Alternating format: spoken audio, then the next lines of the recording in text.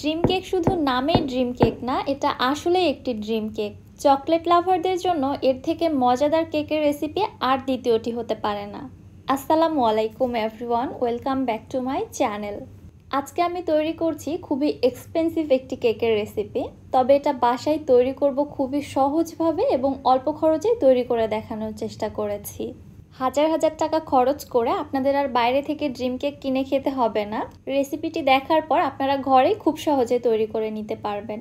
চলুন রেসিপি দেখে আসি। বিসমিল্লাহ। ফার্স্টে একটি মিক্সিং বলে নিচ্ছি রুম টেম্পারেচারে থাকা একটি ডিম।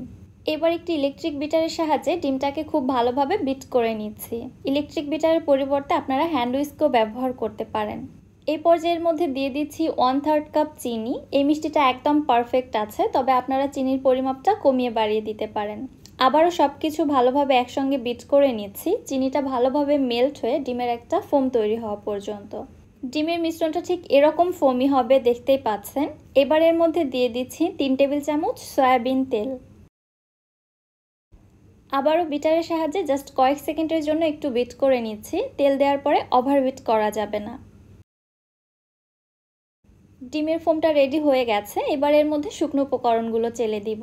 একটি স্ট্রেনারে নিচ্ছি 1/3 কাপ ময়দা, 2 টেবিল চামচ কোকো পাউডার, 1 চা চামচ বেকিং পাউডার, 1/2 চা চামচ বেকিং সোডা। এবার সব শুকনো উপকরণগুলো চেলে ডিমের মিশ্রণের মধ্যে দিয়ে দিচ্ছি।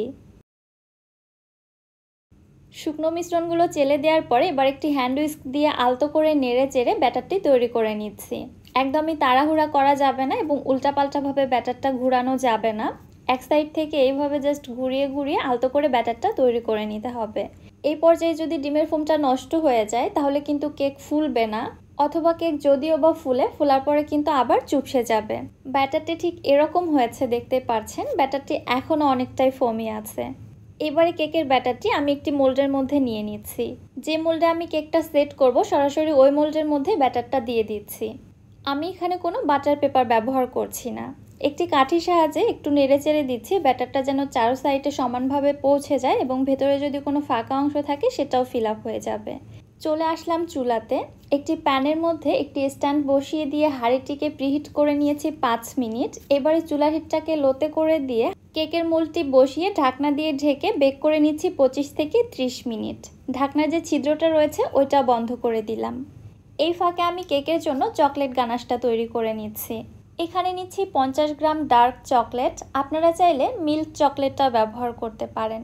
চকলেটের সাথে দিয়ে দিচ্ছি 100 গ্রাম হুইপড ক্রিম। চকলেট গানাশ তৈরির ক্ষেত্রে যে পরিমাণে চকলেট নিতে হবে তার ডাবল নিতে হবে হুইপড ক্রিম।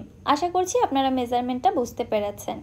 এবারে আমি ডাবল বয়লার পদ্ধতিতে চকলেটটাকে মেল্ট করে নিচ্ছি। আপনারা চাইলে মাইক্রো ওভেনেও মেল্ট করে নিতে পারেন। মেল্ট করার পরে গানাশটা ঠিক এরকম হয়েছে, দেখুন। এর থিকনেসটা ঠিক এরকমটাই হবে। এই গানাশটা যদি অনেক বেশি ঘন হয় তাহলে কেকের টেস্ট বা লুকস কোনোটাই পারফেক্ট আসবে না। সো গানাশটা সঠিকভাবে তৈরি করা খুবই প্রয়োজন।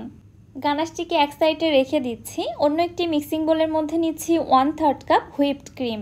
ক্রিমটা বরফ ঠান্ডা অবস্থায় আছে। এবার একটি ইলেকট্রিক বিটারের সাহায্যে বিট করে আমি ক্রিমটাকে স্টিফ করে নিচ্ছি। যখন কিছুটা স্টিফ হতে শুরু করেছে তখন এর মধ্যে মিষ্টির জন্য দিয়ে দিচ্ছি 2 টেবিল চামচ কনডেন্স মিল্ক। কনডেন্স মিল্কের পরিবর্তে আপনারা এখানে চিনির গুঁড়াটাও ব্যবহার করতে পারবেন, তবে আস্ত চিনি ব্যবহার করা যাবে না। এবারে যে গানাশটা তৈরি করে রেখেছিলাম সেই গানাশ থেকে 1 চামচ পরিমাণে গানাশ আমি ক্রিমের মধ্যে দিয়ে দিচ্ছি, কারণ এই ক্রিমটা হবে চকলেট ক্রিম। আবারও বিটারের সাহায্যে বিট করে সব কিছু একটু ভালোভাবে মিশিয়ে নিচ্ছি। বেশি বিট করার প্রয়োজন নেই, কারণ এই ক্রিমটা 100% স্টিফ হবে না। নর্মাল কেকের জন্য আমরা যেভাবে স্টিফ করে ক্রিম তৈরি করি এটা কিন্তু তার থেকে অনেকটাই পাতলা হবে। দেখতেই পারছেন ক্রিমের ঘনত্ব বা কনসিস্টেন্সিটা ঠিক এরকম হবে, অনেকটাই কিন্তু পাতলা। সো কেকের জন্য আমার ক্রিমটাও রেডি হয়ে গেছে। ক্রিমটাকে এক সাইডে রেখে দিচ্ছি। 25 মিনিট পর আমার কেকটা বেকড হয়ে গেছে। একটি কাঠির সাহায্যে চেক করে নিচ্ছি ভেতরে কাঁচা অংশ আছে কিনা। কাঠি একদম ক্লিন আসছে, তার মানে আমার কেকটা বেক করা হয়ে গেছে। চুলা থেকে নামিয়ে গরম গরম কেকের উপরে দিয়ে দিচ্ছি সুগার সিরাপ। যদিও বা আমি ময়েস্ট কেক তৈরি করেছি, তারপরেও কেকটাকে আরও বেশি সফট করার জন্য এখানে সুগার সিরাপটা ব্যবহার করছি। তবে আপনারা চাইলে সুগার সিরাপটা স্কিপ করতে পারেন। কিছুক্ষণের মধ্যেই সম্পূর্ণ সুগার সিরাপ কেকটা খুব ভালোভাবে সোক করে নিয়েছে এবং কেকটা অনেকটা ঠান্ডা হয়ে এসেছে। এই পর্যায়ে আমি এর মধ্যে তৈরি করে রাখা চকলেট ক্রিমটাকে উপরে দিয়ে খুব ভালোভাবে স্প্রেড করে নিচ্ছি। উপরটা একটু ভালোভাবে সমান করে নিয়ে এর মধ্যে দিয়ে দিচ্ছি চকলেট গানাশ। আমি যে পরিমাণে চকলেট গানাশ তৈরি করেছি সম্পূর্ণ চকলেট গানাশটা এখানে ব্যবহার করছি। একটু সাবধানে দিয়ে দিচ্ছি কারণ কেকটা অনেক বেশি নরম। উপর থেকে গানাশটা প্রেসার দিয়ে ফেললে গানাশটা ক্রিমের মধ্যে ঢুকে যাবে। গানাশটা উপরে ভালোভাবে স্প্রেড করে দেওয়ার পরে গানাশটা সেট হওয়ার জন্য কেকের মোল্ডটিকে নর্মাল ফ্রিজে রেখে দিচ্ছি আধা ঘন্টার জন্য। ফিরে আসলাম আধা ঘন্টা পর। খুব ভালোভাবে গানাশটা সেট হয়ে গেছে, দেখতে পাচ্ছেন একটুও সরানড়া করছে না। এইবারে কেকের উপরের লেয়ারটা তৈরি করার জন্য আরেকটি চকলেট গানাশ তৈরি করে নিচ্ছি। নিলাম 50 গ্রাম ডার্ক চকলেট, এর মধ্যে দিয়ে দিচ্ছি 3 টেবিল চামচ বাটার। আবারও ঠিক ডাবল বয়লার পদ্ধতিতে এগুলোকে আমি মেল্ট করে নিচ্ছি। আপনারা মাইক্রো ওভেনেও মেল্ট করে নিতে পারেন। মেল্ট করার পরে গানাশটা ঠিক এরকম হয়েছে, দেখতে পাচ্ছেন অনেকটাই পাতলা, এতে ভয় পাবার কিছু নেই। কেকের উপরে দেওয়ার পরে গানাশটা কিন্তু খুব দ্রুত সেট হয়ে যাবে, কারণ এখানে বাটার ব্যবহার করেছি। বাটার কিন্তু ঠান্ডা পেলেই জমাট বেঁধে যায়। এবারে গানাশটাকে আমি কেকের উপরে দিয়ে দিচ্ছি। আমি এখানে সম্পূর্ণ গানাশটা দিলাম না, কারণ কেকের উপরের লেয়ারটা আমি খুব একটা বেশি মোটা করতে চাচ্ছি না, একটু পাতলাই রাখবো। এবার কেকের মোল্ডটিকে এইভাবে ঘুরিয়ে গানাশটাকে উপরের লেয়ারে খুব ভালোভাবে স্প্রেড করে নিচ্ছি।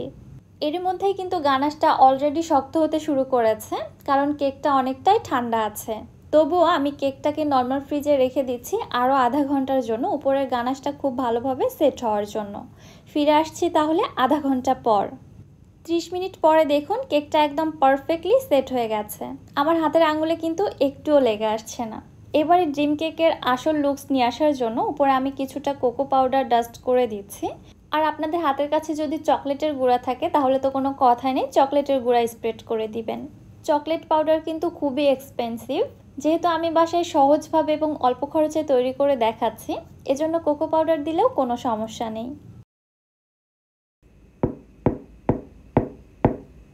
কেকটাকে এইভাবে ভেঙে নিতে কী যে মজা লাগে, যে ভেঙেছে সেই শুধু বুঝতে পারবে। আমার কাছে তো এই কেকের এই পার্টটা সব থেকে বেশি মজাদার এবং ইন্টারেস্টিং লাগে। কেকটা কতটা পারফেক্ট হয়েছে জাস্ট দেখুন। উপরটা ক্রিস্পি, ভেতরে পারফেক্ট গানাশ, সেই সাথে ময়েস্ট একটি কেক। এটা কতটা মজা হতে পারে জাস্ট একটু রিয়েলাইজ করেন। আর যারা চকলেট খেতে বেশি পছন্দ করে, চকলেট লাভারদের জন্য এটা আসলেই একটা ড্রিম কেক। ঘরে যখন এত সহজে এত মজাদার কেকটা তৈরি করে নেওয়া যায়, আমার মনে হয় না হাজার হাজার টাকা খরচ করে এটা বাইরে থেকে কেনার আর কোনো প্রয়োজন আছে। রেসিপিটি দেখে বাসায় তৈরি করে ফেলুন। রেসিপিটি আপনাদের কাছে কেমন লাগলো অবশ্যই আমাকে কমেন্ট করে জানাবেন। ভিডিও ভালো লাগলে চ্যানেলটি সাবস্ক্রাইব করে দিবেন এবং যারা ফেসবুক পেজ থেকে দেখছেন পেজটিতে অবশ্যই একটি ফলো দিয়ে দিবেন। সো আজকে আর বেশি কথা বাড়াচ্ছি না, আজকের মতো এখানেই বিদায় নিচ্ছি। সবাই ভালো থাকবেন, সুস্থ থাকবেন। আল্লাহ হাফেজ।